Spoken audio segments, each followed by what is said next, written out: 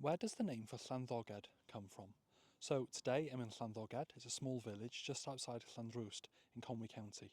Let's get into the name. So let's break the name down. First we have Llan. Now, Llan is an area of land or a settlement attached to a church, and it comes ultimately from the Proto-Celtic root Llanddor, which means very distantly it's actually related to the word land in English.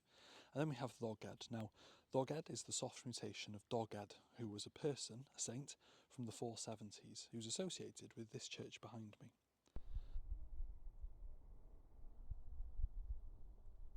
Now, this church behind me is currently undergoing some restoration by a charity called the Friends of Friendless Churches. I'll put a link to them in the description.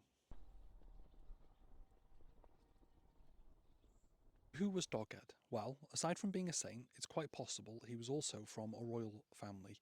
According to Welsh medieval poetry, his full name was Doged ap Cedig ap Caredig. Now, Caredig was the son of Cinedda, who was the mythical first king of the Britons, that is, the original people of Britain before the Saxons came. So he comes from quite a good pedigree.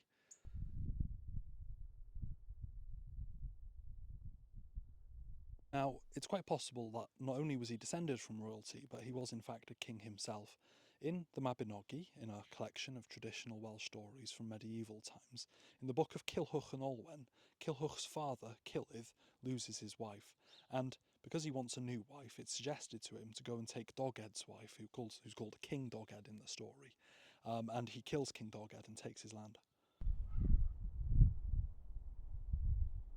So the name literally means the settlement or the area of land attached to the Church of St Doged. Anyway, diolch, thank you.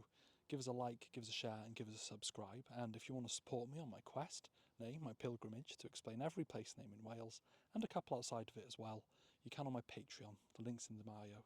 Diolch. Have a good one.